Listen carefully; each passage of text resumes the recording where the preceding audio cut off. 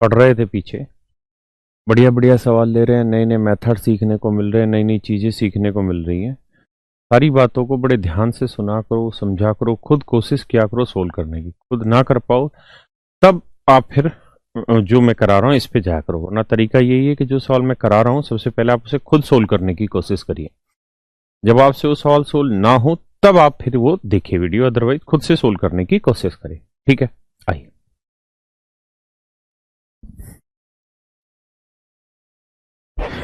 कह रहा जी पहले आप पढ़ लो, तब तक मैं इसमें राम कहानी तैयार कर लेता हूँ।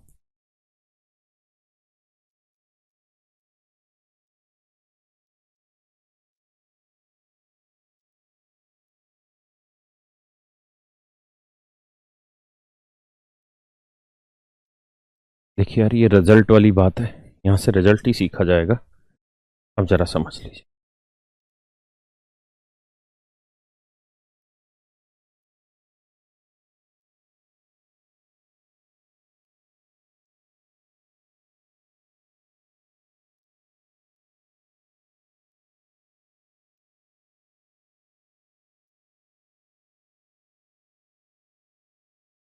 देखिए यार, इस पे कई सारे सवाल पूछे गए हैं।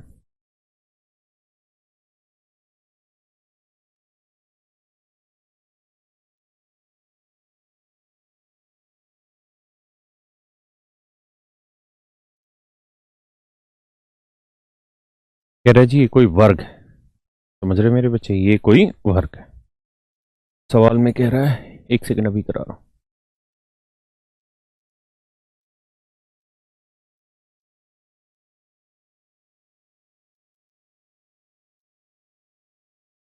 कह रहा है जी ये कोई वर्ग है मेरे बच्चों, और इसकी हर एक साइड की जो लेंथ है वो कितनी दे रखी है, कुछ भी दे रखी है, मान लीजिए ए दे रखी है।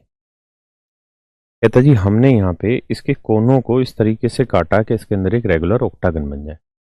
मतलब जितना यहाँ से काटे उतना ही यहाँ से काटे, उतना ही यहाँ से काटे, और उतना ही यहाँ से काटे।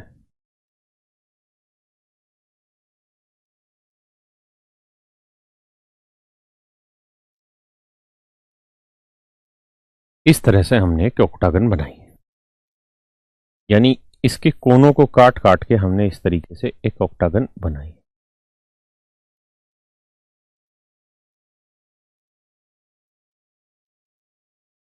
इस तरीके से हमने इसके अंदर एक ऑक्टागन बनाई है। बात समझ पा रहे हैं? थोड़ा और गहरा रंग कर देता हूं, बात ऐसी है तो।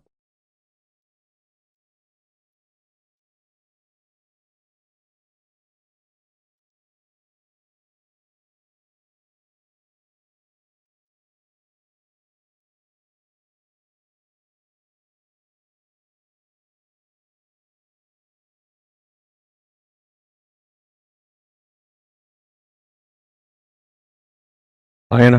अब देखिए जी आप। अब मेरे बच्चों बड़ी बात ध्यान से सुनिए। अगर आप स्क्वायर के कोनों को काट के आपने एक ऑक्टागन बनाया है, तो इसका अंदर यहां से अगर ये x सेंटीमीटर काटा होगा तो यहां से भी कितना काटा होगा, x। तो ये वाली लेंथ निकाल देंगे, आप कहेंगे जी निकल जाएगी। तो मेरे बच्चों ये वाली लेंथ क्या होगी, √2x होगी। क्या होगी, √2x होगी। भाई ये x, ये x, तो ये √2x होगी। और ये ऑक्टागन है, ऑक्टागन की सारी साइडें बराबर, ये भी a, ये भी a, ये भी a। अरे हाँ है ना, समझते हो कि नहीं? हाँ है ना? तो आप देखेंगे कि सर ये x तो ये होनी चाहिए √2x, तो यानी a जो है वो बेसिकली बराबर है √2x के। हम यूं भी कह सकते हैं कि सर x की जो वैल्यू है वो a/√2 होगी। अगर x की वैल्यू a/√2 है मेरे बच्चों, अगर x की वैल्यू a/√2 है, हमने ओहो तो स्क्वायर की साइड कुछ और माननी पड़ेगी। हमने अगर ऑक्टागन की साइड a मान ली तो स्क्वायर की साइड s मान लेते हैं, कैपिटल S। यानी यहां से यहां तक की भुजा की लंबाई हम s मान लेते हैं। वर्ग की भुजा की लंबाई मेरे बच्चों क्या मान लेते हैं, s मान लेते हैं। ठीक है। और जो इसके अंदर कोने काट के ऑक्टागन बनाए उसकी साइड की लेंथ हम a मान लेते हैं। ठीक है जी, आइए अब कहानी को समझिए। कहानी ये है कि हमने यहां से x की वैल्यू निकाल ली, तो ये आई थी a/√2, यानी यहां से यहां तक की ये वाली जो लेंथ है ये a/√2 आई, ये वाली लेंथ। ऐसे ही जैसे यहां थी सेम वही लेंथ यहां आएगी a/√2, है ना? तो मेरे बच्चों हमारे पास ये लेंथ आ गई, ये लेंथ आ गई, ये लेंथ आ गई, और ये लेंथ कितनी है बाबू, a। ये लेंथ कितनी मेरे बच्चे, ए। ये लेंथ कितनी है, ए, है ना। अगर मैं आपसे ये कह दूं तुम्हें या चुप रहूं, दिल में मेरे आज क्या है, बोलो दिल में मेरे आज क्या है। मतलब यहां से यहां तक का जोड़ करोगे तो ये वर्ग की भुजा के बराबर ही तो आ जाएगा मेरे बच्चों। तो a/√2 जमा a/√2, तो जोड़ो। तो a जमा a/√2 जमा a/√2, this is equal to s। तो यहां से सोल्व करोगे तो ये 1 और 1 2/√2 काटोगे तो ये √2a आएगा। यहां से a कॉमन ले लोगे तो यहां से a कॉमन लोगे तो √2 बचेगा, यहां 1 बचेगा, बराबर है। ये एक संबंध बन गया क्या, कि वर्ग की भुजा की लंबाई जो होगी वो ऑक्टागन की साइड की लेंथ का √2 + 1 टाइम होगी।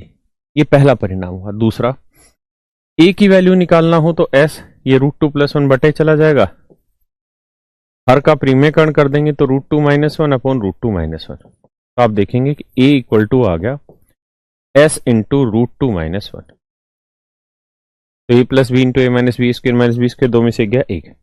तो मेरे प्यारे बच्चों, आप यहां पे भी गौर से देख रहे होंगे मेरी बात को, क्या कि यहां से एक और रिजल्ट बन गया क्या, कि अगर आपको ऑक्टागन की साइड सी और किसी वर्ग के कोने काटे हैं और स्क्वायर की साइड एस है, तो आंसर होगा s इंटू √2 - 1। मानते हैं ये बात?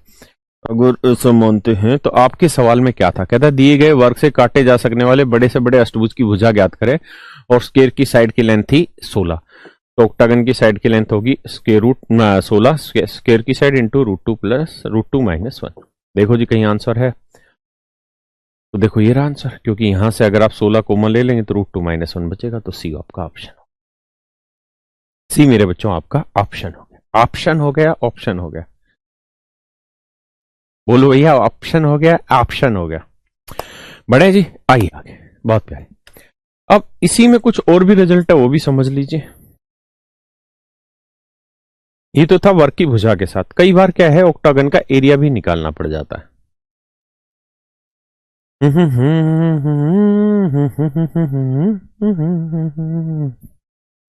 तो ऑक्टागन का एरिया कैसे निकाला जाए, देखिए यार, दो तरीके। आप एक काम तो ये कर सकते हैं कि अगर मैं इसको इससे मिला दूं, इसको इससे मिला दूं, सही बनाओगे तो सही दिखेगी भी तुम्हें, इसको इससे मिला दूं और इसको इससे मिला दूं, तो मुझे नहीं लगता किसी भाई को आपत्ति होगी, यहां पे नहीं होगी आपत्ति। अगर भैया ये साइड ए है तो ये साइड भी ए होगी, ए है तो ये भी ए होगी, ए होगी, ए होगी। दूसरी बात, ये यहां से यहां तक की लेंथ a/√2 है तो ये लेंथ भी a/√2 होगी, और ये वाली लेंथ x थी, इसकी मतलब भी a/√2 था, तो ये वाली लेंथ भी a/√2 होगी। हाँ है ना, मानते? बोलो पक्का? तो अब मुझे अगर ऑक्टागन का एरिया निकालना हो तो कैसे निकाला जाए?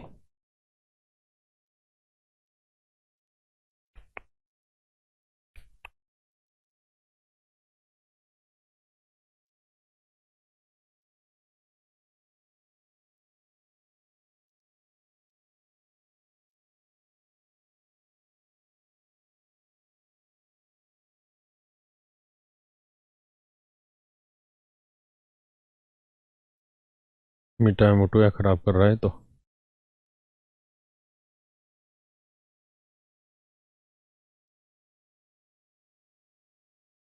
ऐसे जब ये बचेगा तो इसका एरिया अब आपको निकालना होगा। कैसे निकाला जाए? तो मेरे बच्चों ये एक वर्ग बन रहा है, इस वर्ग का एरिया आप निकाल देंगे, कहेंगे जी निकल जाएगा सर, कैसे? a²। अब अगली बात है, मैं आपको कहूं ये वाला एरिया बताइए, इस वाली ट्रायंगल का, इस वाली रेक्टेंगल का एरिया बताइए। तो ये लेंथ हुआ, ये ब्रेड्थ हुआ, तो रेक्टेंगल का एरिया होता है length into breadth, length into breadth.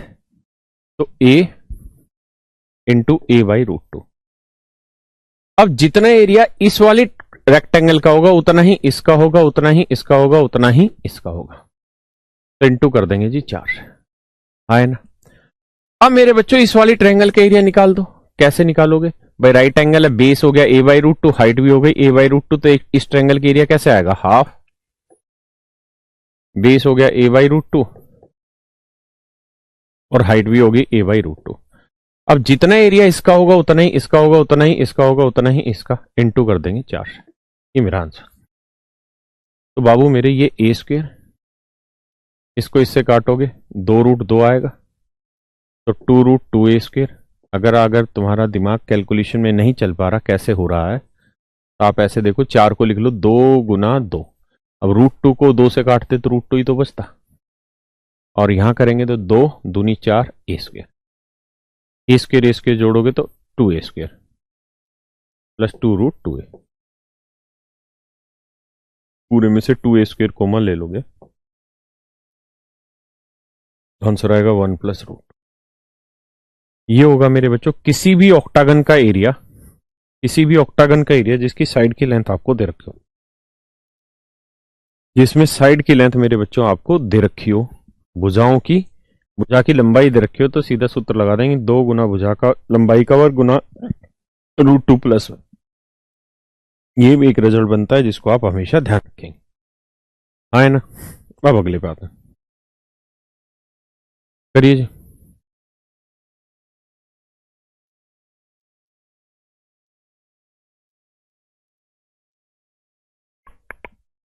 12 centimetre भुजा वाली, ये सारे मीन्स के क्वेश्चन है।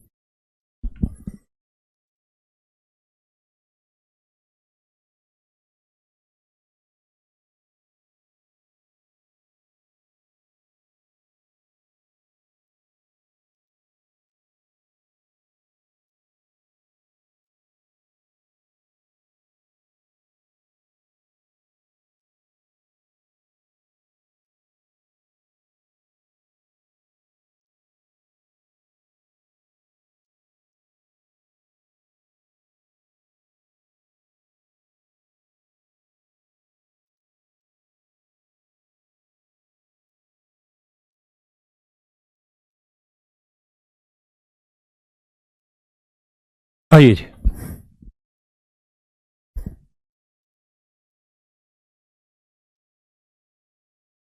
कहता जी एक रेगुलर ऑक्टागन है, नहीं हेक्सागन है, बना दे रहे हैं भैया।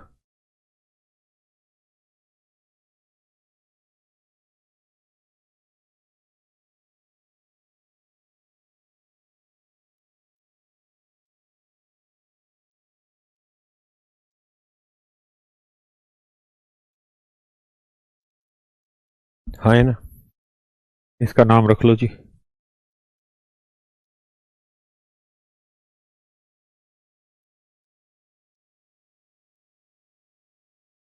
ही नाम है ना। What is the area of the triangle ECD। तरीके कह रहा जी इस वाली ट्रायंगल के एरिया बताइए। ये तो डिस्कस कर चुके हैं हम, अनेक बार डिस्कस कर चुके हैं। क्या मैंने बताया था कि भाई सेंटर से जब भी आप इसको मिलाओगे,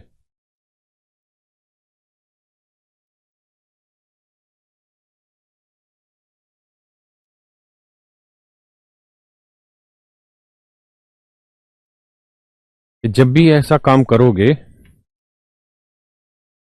तो इस बात को ध्यान रखिएगा क्या कि पूरी रोम्बस का एरिया निकाल लीजिए जो भी है ना, पूरी रोम्बस का एरिया निकाल दीजिए जो भी है। या इसको और तरीके से समझा देता हूं।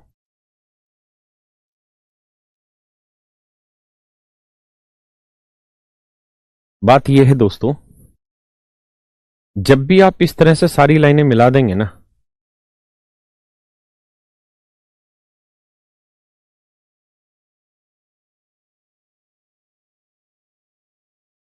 ठीक है, इस तरीके से जब आप लाइनें मिला देंगे तो सबके एरियाज आपस में बराबर आने हैं। कुछ साइडें हटा के समझानी पड़ेंगी। ये देखो यार,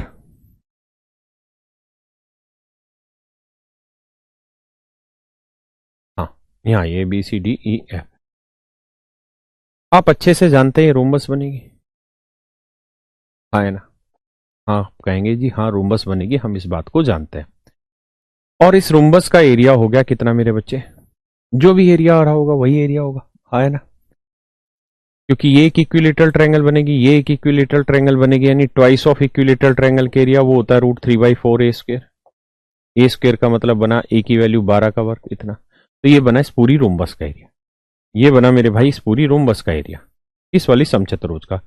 क्यों? क्योंकि इस समचतुर्भुज में दो समबाहु त्रिभुज बन जाती, दोनों का क्षेत्रफल हमने कर दिया, एक समबाहु त्रिभुज का एरिया इतना है तो इंटू 2 कर दिया, है ना। तो ये निकल के आ गया पूरी हेक्सागन का एरिया। अब एक बात और समझो यार, जब इसको इससे मिला दोगे ना तो ये भी इस रोम्बस को दो बराबर एरियाज में बांटेगा, है ना। तो ये था इस समचतुर्भुज का क्षेत्रफल, इसका आधा करोगे तो 2 से 2 कट जाएगा, इसका एरिया भी वही इक्विलेटरल ट्रायंगल के एरिया आ जाएगा। 4 3 12 12 3 36 रूट 3 आपका आंसर आ जाएगा। 36 रूट 3 मेरे भाई आपका आंसर आ जाएगा। मैं यहां कुछ चीजें और भी समझाना चाह रहा हूं। आपको कल भी ये चीजें डिस्कस की थी कि ये भी एक रोम्बस बनेगी और रोम्बस में अगर इसको इससे मिला देंगे तो जितना एरिया इसका होगा उतना ही इसका होगा, इसको मिला देंगे तो ये भी जितना होगा उतना ही होगा, है ना।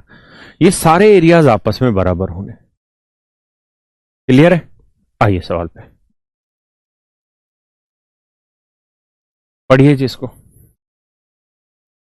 करो भाई, बहुत प्यारा सवाल है ये, सारे मीन्स 2018 के क्वेश्चन है।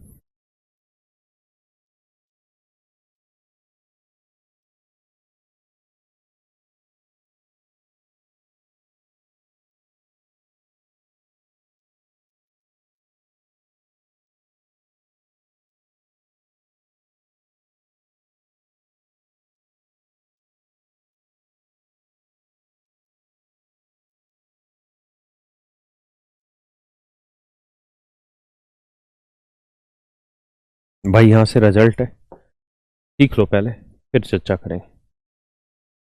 चर्चा ये है मित्र कि अगर मान लीजिए ये कोई वर्ग है, मान लीजिए ये कोई वर्ग है,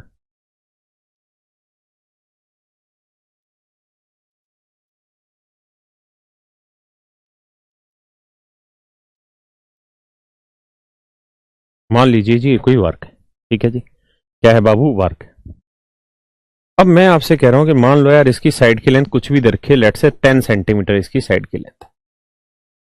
मैं कहूं यार इसका मिड पॉइंट मिलाओ तो ये लेंथ कितनी आएगी? 5।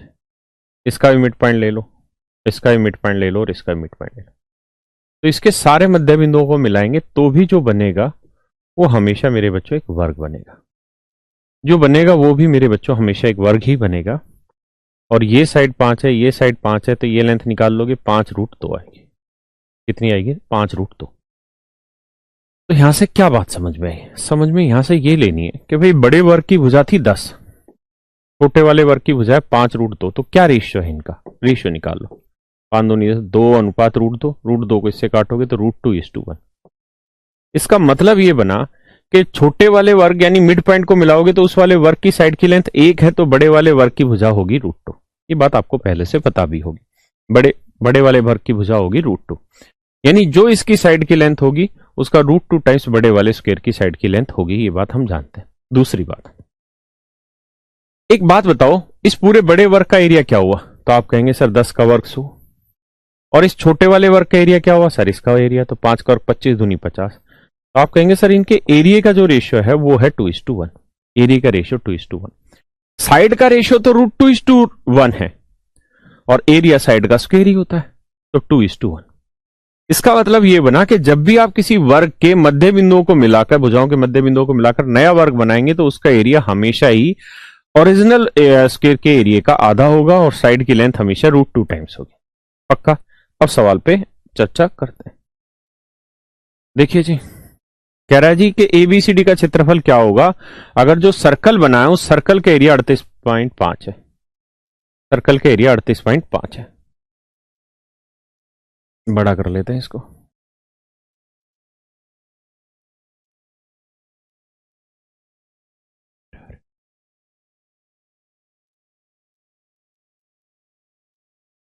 ये है 38.5 सर्कल के लिए। कौन है? कौन है मेरे बच्चों? इस सर्कल की रेडियस मान लो r है, तो अगर सर्कल की रेडियस r है तो एरिया होगा पाई r स्क्वायर, पाई यानी 22/7 r स्क्वायर बराबर 38.5। पॉइंट हटाएंगे बटे 10 आ जाएगा। कट रही है 5 3 8 11 कट जाए, 11 दूनी 22, 11 3 33, 11 5 55, 5 7 35, 5 दूनी 10। तो आप देखेंगे r स्क्वायर की वैल्यू आई 49/4। यहां से निकल के आया कि r की वैल्यू आई 7/2। इसके ऊपर भी मुझे कुछ ज्ञान देना भी बताता हूं। तो रेडियस की वैल्यू 7/2 है मेरे बच्चे। तो रेडियस 7 की आधी है, तो ये पूरी डायमीटर क्या होगा? तो आप कहेंगे सर पूरा डायमीटर तो 7 हो जाएगा, क्योंकि रेडियस 7/2 तो डायमीटर 7। यानी इस वाले वर्ग की जो भुजा आ गई वो आ गई 7। अगर इस वाले वर्ग की भुजा 7 है, अगर इस वाले वर्ग की भुजा 7 है मेरे बच्चे, तो आप जानते हैं कि एरिया हमेशा आधा होता है। तो इस वाले वर्ग का एरिया का क्या होगा? 49। 7 का वर्ग 49। तो इस वाले वर्ग का एरिया क्या होगा? भाई इस बड़े वाले वर्ग का आधा ही तो इस वाले का एरिया है। तो अगर मैं इस वाले का डबल कर दूं तो इसका एरिया आ जाएगा, डबल कर दूं तो इसका एरिया आएगा। तो आपको 49 दूनी 98 आएगा। और अगर इस वाले का 98 है बाबू, इस वाले का 98 है, इस वाले का 98 है, तो पूरे का बड़े वाले का क्या होगा? डबल। तो 98 दूनी कर दो, 2 8 16, 2 9 18 और 1 19, उत्तर आ जाएगा जी 196। बी आपका ऑप्शन आ जाएगा, बी आपका ऑप्शन आ जाएगा। समझ पा रहे हैं कि नहीं? हाँ है ना। अब मुझे सर्कल पे भी एक दो ज्ञान देना है, उसको सीख लो।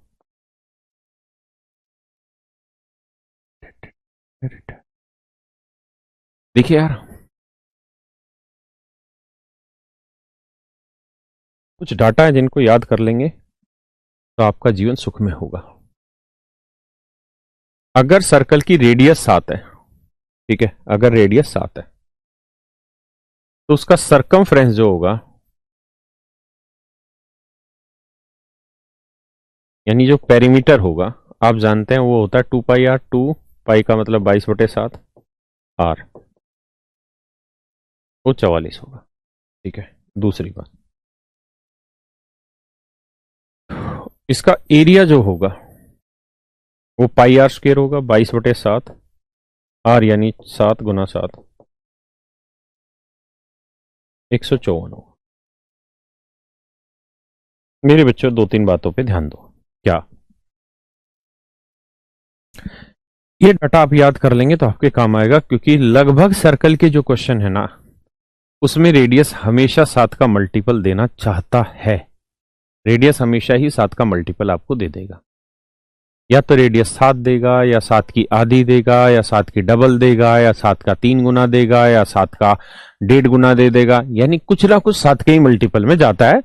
ऐसा जरूरी भी नहीं है। लिखा क्या लिखा है हिंदी वाला?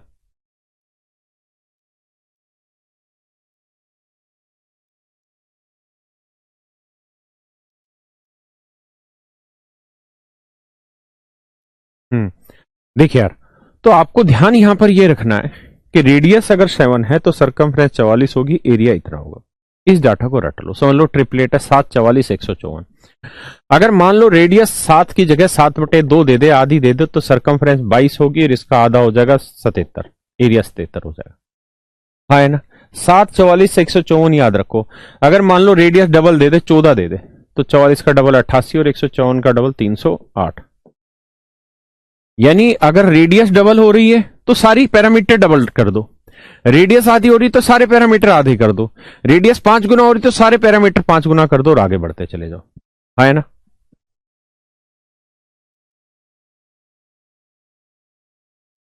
आइए जी आगे पढ़िए।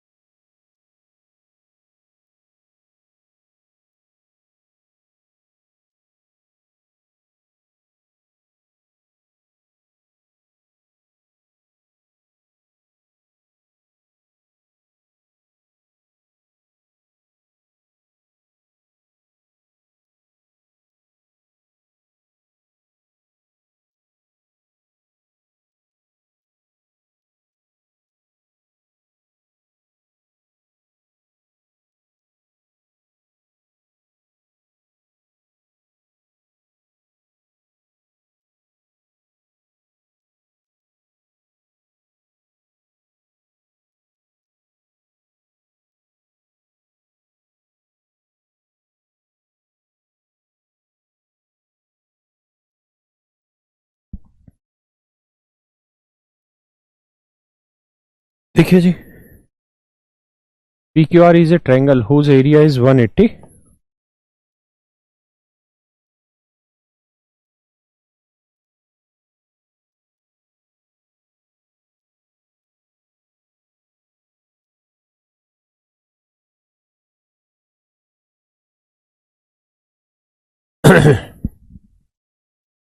कहता है PQR is a triangle whose area is 180 centimetre square. PQR एक त्रिभुज है जिसका क्षेत्रफल 180 वर्ग सेंटीमीटर है. ये मान लो बेटा कोई ट्रायंगल है PQR.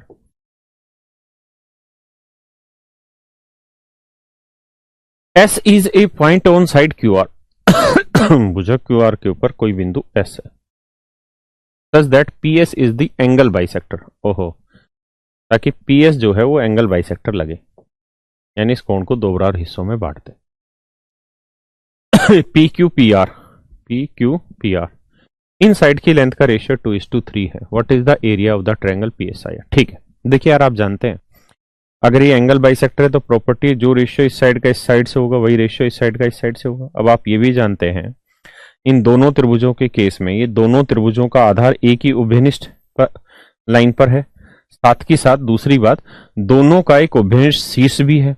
तो अगर दो या दो से अधिक त्रिभुजें किसी एक उभयनिष्ठ सीधी रेखा पर आधारित हो और उनका एक उभयनिष्ठ शीर्ष भी हो तो उनके क्षेत्रफलों का अनुपात वही होता है जो उनके आधार की लंबाई का अनुपात होता है.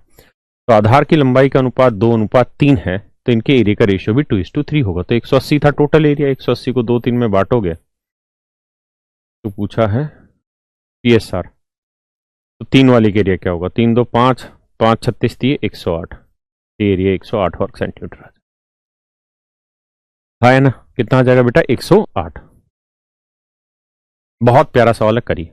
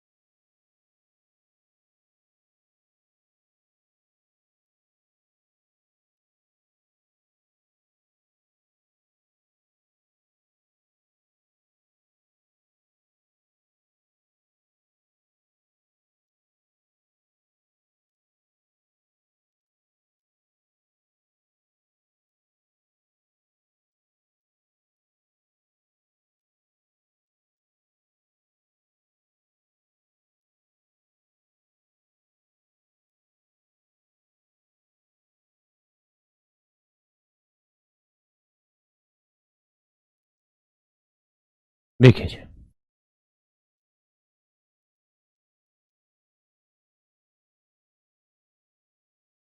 भाई ये बड़ा सवाल है.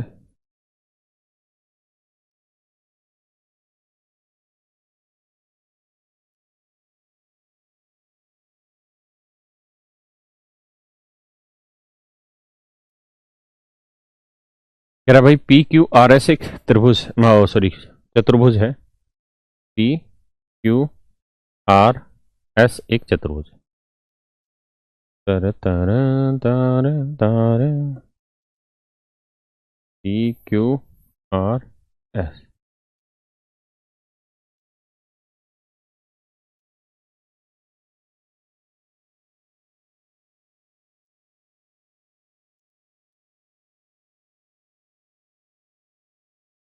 देखो जी, मजा नहीं आया.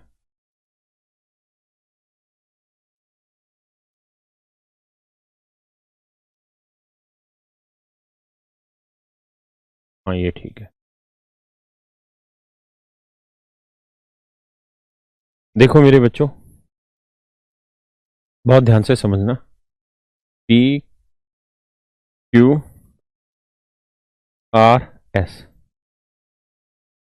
कह रहा जी ये कौन 60 डिग्री का, ये कौन भी 60 डिग्री का, ये 150 डिग्री का है. तुरंत पल्ले पड़ गया 150 60 60, ये कौन कितने का आएगा? 90 डिग्री का. भाई चारों कोणों का योग तो चतुर्भुज का 360 होगा ना।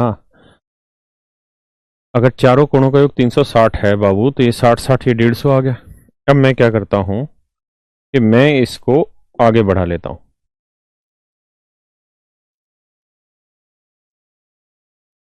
इसको ऐसे बढ़ा लेते, ये रुक जा मैं जा रहा हूं, एक बार करो बेटा।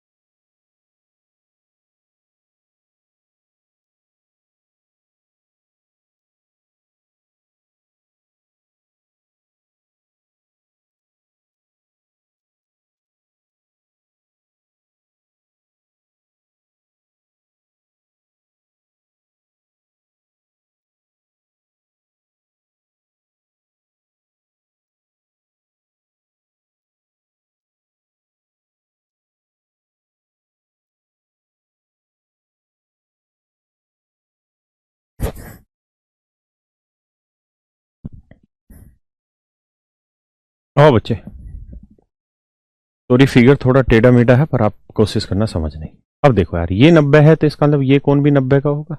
हाँ है ना। या इनको बना दो अच्छा सा, अच्छा सा बनाते हैं तो कोई दूसरा कलर उठाते हैं।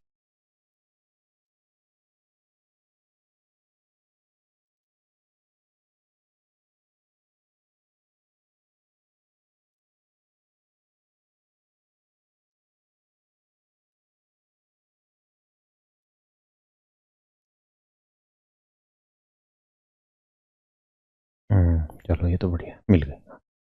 अब आ जाओ। ठीक है, तो आप जानते हैं ये 150, ये 60, ये भी 60 था, तो ये एंगल आएगा 90। चतुर्भुज के चारों कोणों का योग 360 होता है बाबू, आया ना। ये कोण अगर 90 है तो ये स्ट्रेट लाइन है, तो ये एंगल भी 90 होगा। ये 150 है, ये 180 होना है, तो ये कोण कितना होगा 30 डिग्री। और 30 डिग्री रेशियो बनाता है क्या, सामने वाली साइड 1, तो ये वाली साइड कितनी, √3। जबकि कह रहा है कि पीएस की जो वैल्यू है वो 9 है, तो √3 यूनिट रिप्रेजेंट कर रहा है 9 को। तो 1 यूनिट की वैल्यू आ गई 9/√3। हर का प्रीमेयकरण करोगे तो √3 गुना √3, तो 3 × 9, ये वैल्यू आएगी 3√3। इसका मतलब बाबू ये वाली जो वैल्यू है ये आ गई 3√3। पक्का ये वाली वैल्यू कितनी आ गई, 3√3। अब देखो जी, ये वाली वैल्यू कितनी है, 9। पक्का। अब मैं आपसे कहूं कि यार इस ट्रायंगल का एरिया बताइए क्या होगा, तो आप कहेंगे सर हाफ इंटू बेस हो गया 9 और हाइट हो गई 3√3। ये आ गया बेटा मेरे इस त्रिभुज का एरिया, यानी 27/2, यानी 27/2√3। ये आ गया मेरे भाई इस ट्रायंगल का एरिया। किसी भैया को कोई दिक्कत है यहां तक, नहीं। अब अगली चर्चा पर शामिल करता हूं आप सबको। ये बताओ, ये पूरी एक ट्रायंगल बनाई हमने। अगर ये पूरी ट्रायंगल बनाई तो ये कौन 60 डिग्री का था, हाँ है ना। ये 60 का था, ये 60 का था। अगर मैं इसको थोड़ी देर के लिए इग्नोर कर दूं, इसको थोड़ी देर के लिए इग्नोर कर दूं, तो ये बताओ बेटा, ये तो पूरी बड़ी ट्रायंगल हुई, ये 60 60 120, तो ये कौन कितने का होगा, तो आप कहोगे जी ये 60 का होगा। इसका मतलब ये तो इक्विलेटरल ट्रायंगल बन गई। और ये साइड दे रखी सवाल की कितनी, 18। ये साइड कितनी दे रखी बाबू, 18। अगर ये साइड 18 है तो पूरी ट्रायंगल का एरिया कितना आ गया, आप कहेंगे जी पूरी ट्रायंगल का एरिया इक्विलेटरल बन गई। ये 18 है तो ये भी 18, ये भी 18, समबाहु त्रिभुज बन गई ना भाई। तो समबाहु त्रिभुज का एरिया होगा √3/4 a²। तो √3/4 a², यानी 18 × 18। तो 9 9 2 से काटा, 9 9 81√3। तो पूरी इक्विलेटरल ट्रायंगल के एरिया आया 81√3। इसमें से घटा देते हैं 27/2√3। अब घटाएंगे तो 81 दूनी आएगा, 2 एकम 2, 2 8 16 में से 27 घटा दो, 12 में 7 गया 5, है ना, 5 में 2 गया 3, 135। तो उत्तर आएगा 135/2√3। ये एरिया आया। कैसे आया भाई, पूरी इक्विलेटरल ट्रायंगल के एरिया निकाल लिया, उसमें से हमने इस वाली ट्रायंगल के एरिया घटा दिया, तो इसी का तो क्वाड्रिलेटरल का तो एरिया आया। तो आंसर आया 135/2 और ऊपर √3, यानी option C is your correct answer. Okay, करो जी।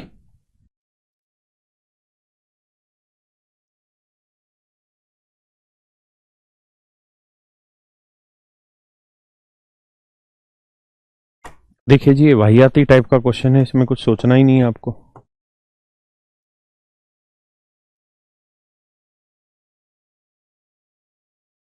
कहता है एक ट्रेपीजियम है, इसके जो डायगोनल है वो एक दूसरे को 2:9 में विभाजित करते हैं।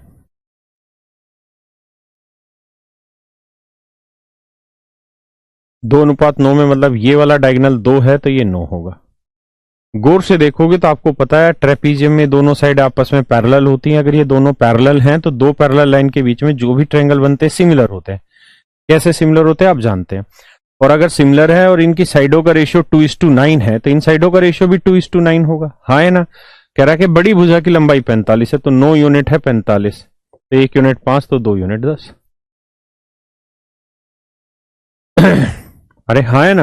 आंसर आ गया 10 centimetre. Option A is your correct answer. आइए।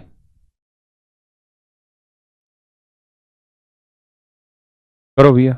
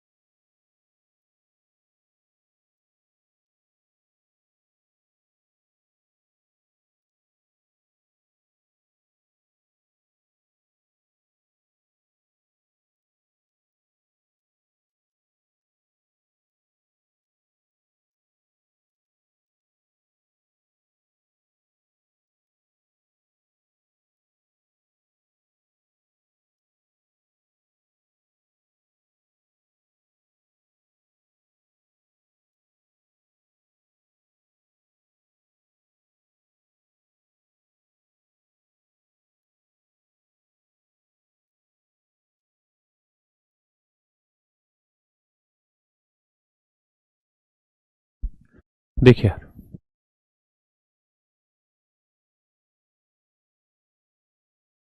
The sum of radius of two circle is 91। कहता है दो सर्कल है उनकी रेडियस का सम, एक की आर मान लो एक की स्मॉल दे दी तो, एक की आर मान लो एक स्मॉल आर मान लो। कहता है ये 91 है। और कहता है जी उनके एरिया का डिफरेंस, तो एरिया का डिफरेंस पाई आर स्क्र, उसका pi r square pi common ले लोगे तो आएगा pi r square minus r square. कहता है जी ये वैल्यू है 2002। फार्मूला लगाओगे पाई की वैल्यू 22/7, आर माइनस आर, ये माइनस बी इंटू ए प्लस बी, और आर प्लस आर, इसकी वैल्यू 91। अब देखिए यार, 7 से काटोगे 13, 2 से काटोगे 11 दूनी 22, 11 से कट जाएगा, 11 एकम 11, 9 बचा, 11 88, 11 दूनी 22, 2 से काटोगे 2 नीम 18, 2 एकम 2, 13 7 91 तेरी का। तो आर माइनस आर की जो वैल्यू आई वो आई 7। अब बेटा आर प्लस आर 91 दे रखा है, लिखने की नहीं है ये तो समझने की है। और आर माइनस आर जो है वो दे रखा है 7। तो कैपिटल आर की वैल्यू क्या होगी, दोनों के जोड़ का आधा, 98 का आधा 49। ये आंसर आ गया।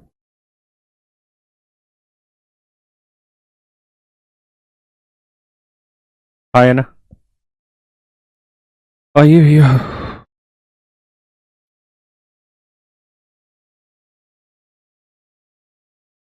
आइए जी। करो भैया।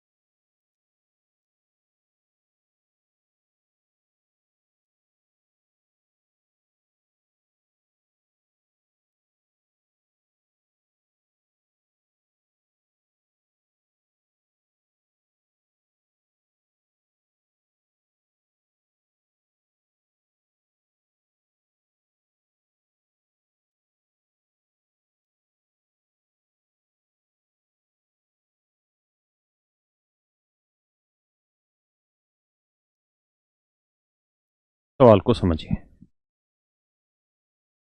मैंने ये आपको कई बार बताया कि जब भी कोई सेमी सर्कल दे रखा हो और इसके अंदर कोई भी ट्रायंगल बनाई गई हो, सेमी सर्कल में कोई भी ट्रायंगल बनेगी, आप जानते हैं राइट एंगल ट्रायंगल बनेगी। अब आपको ये कहेगा कि भाई ये वाली जो साइड है इसको अगर डायमीटर मान ले, इस वाली साइड को डायमीटर मान ले और इसके ऊपर हम एक सेमी सर्कल खींच दिया जी। इस वाली साइड को डायमीटर मान ले और इसके ऊपर एक सेमी सर्कल खींच लिया जी। फिर कहेगा जी ये जो शेडेड पोर्शन है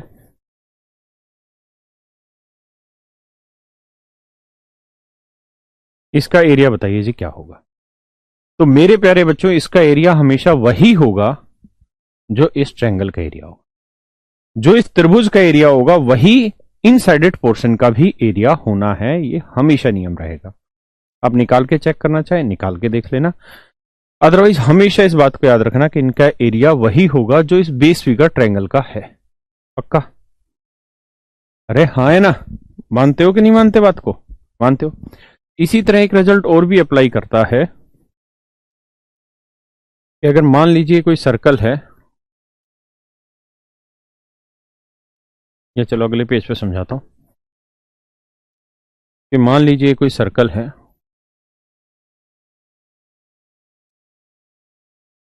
और अगर इसके बाहर ये दूसरा सर्कल बन गया है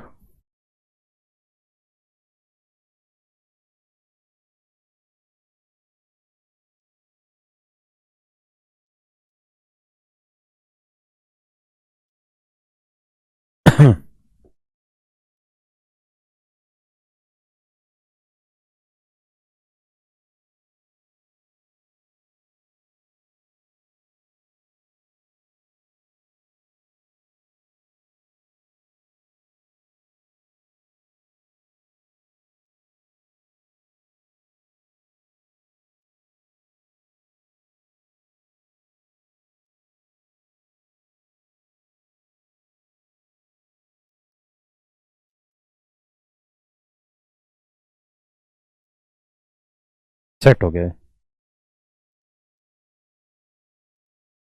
अगर ऐसे बना दिया जाए और मान लीजिए सर्कल का एरिया ए स्क्वायर है, यह सर्कल का एरिया ए स्क्वायर है, और आप कहे कि जिसके बाहर एक सर्कम सर्कल बनाया मेरे बच्चों, और इन साइडों को डायमीटर लेते हुए इसके ऊपर एक सेमी सर्कल बनाया, ऐसे एक यहां सेमी सर्कल बनाया, इन साइडों को डायमीटर लेते हुए एक सेमी सर्कल यहां बनाया, यहां भी एक सेमी सर्कल बनाया,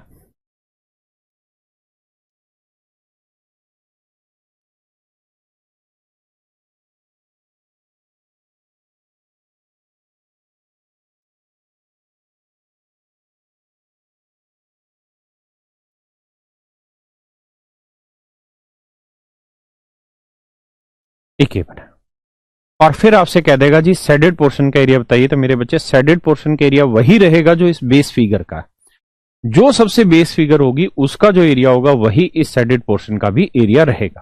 ठीक है, ये दो रिजल्ट है, एक यहां वाला और एक यहां वाला, दोनों को आप याद रखिएगा, हर जगह काम आने। अब यहां जी कह रहा जी साइडें हैं 21, 28, 35, 21, 28 और 35 साइडें हैं, तो कह रहा है कि भैया आप इसका एरिया निकाल के बताइए। तो आप ये देखिए पहले राइट एंगल है, क्या है, ट्रिपलेट बन रहा है कि नहीं, तो 21, 28, 35 आप देख रहे हैं, 7 या 21, 7 चौक 28, 7 5 35, हाँ सर 3 4 5 रेशियो आ रहा है, ट्रिपलेट बन रहा है, इसका मतलब ये राइट एंगल है, 35 के सामने वाला राइट एंगल होगा, हाँ है ना। तो अब क्या करना है, अब हमें ये काम करना है यहाँ पे कि सबसे बड़ी साइड तो हाइपोटेन्यूस होगी, तो half into base into height, 21 गुना 28, 14 आएगा भैया, 14 एकम 14, 14 दूनी 28 और 1 29। इसका मतलब इस ट्रायंगल का एरिया 294 है, तो जितना इस ट्रायंगल का एरिया होगा उतना ही इन शेडेड पोर्शन का भी एरिया होगा। तो शेडेड पोर्शन का एरिया भी मेरे बच्चों 294 होगा। आप अगर अपनी मन की संतुष्टि चाहते हैं तो आपको कुछ नहीं करना, आपको ये देख रखा है कि ये जो 35 है इसे डायमीटर मान के हमने एक सेमी सर्कल ड्रॉ कर दिया, आप इस सेमी सर्कल का एरिया निकाल दें। ठीक है जी, फिर क्या करें, आप टोटल एरिया ले लें।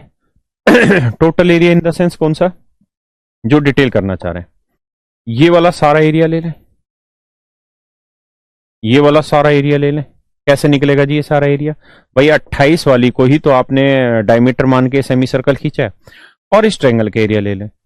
अब ये एरिया जमा ये एरिया जमा ये एरिया, इन तीनों एरिया में से आप इस सेमी सर्कल का, ब्लू कलर की जो सेमी सर्कल खींची थी, इसका एरिया आप सब्ट्रैक्ट कर दीजिए, इसका एरिया सब्ट्रैक्ट कर दीजिए। तो अगर आप इसका एरिया सब्ट्रैक्ट कर देंगे इस पूरे एरिया से, तो ये तो खत्म हो जाएगा, है ना। तो बचेगा कौन सा, साइडेड पोर्शन के एरिया। तो डिटेल करना है तो इस तरह से आप चेक कर सकते हैं।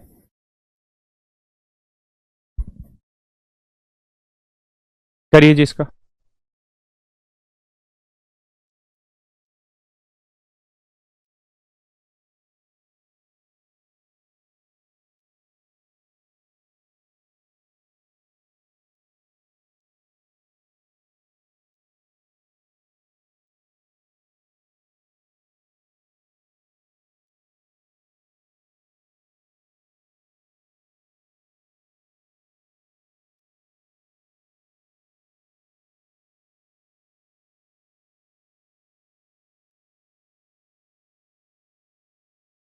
देखिए यार, कह रहा भाई ए बी सी डी एक वर्ग है, ये वर्ग है, तो हर एक एंगल 90 90 है।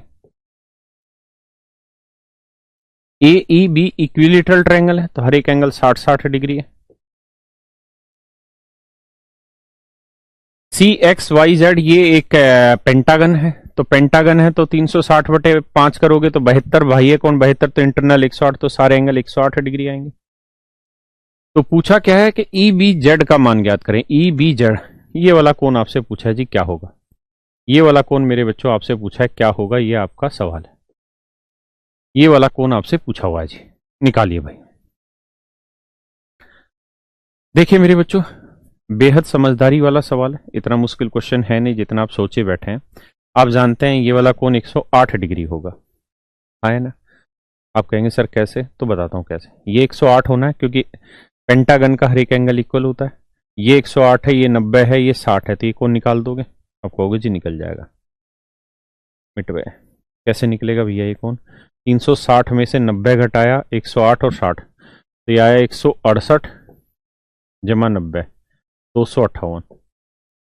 तो 360 में से 258 घटाओगे, मतलब 260 घटाओगे तो 100 तो 102 आया। इसका मतलब ये वाला कोण 102 डिग्री। पूछा क्या आपसे, ई बी जेड, यही तो पूछा था भाई। तो ई बी जेड हो जाएगा 102 डिग्री, यही आपका आंसर है। ए आसान से सवाल है, हाँ है ना, पक्का। आज इतना ही रखते हैं, बाकी फिर अगली क्लास में कल इससे आगे बढ़ेंगे। थैंक यू यार।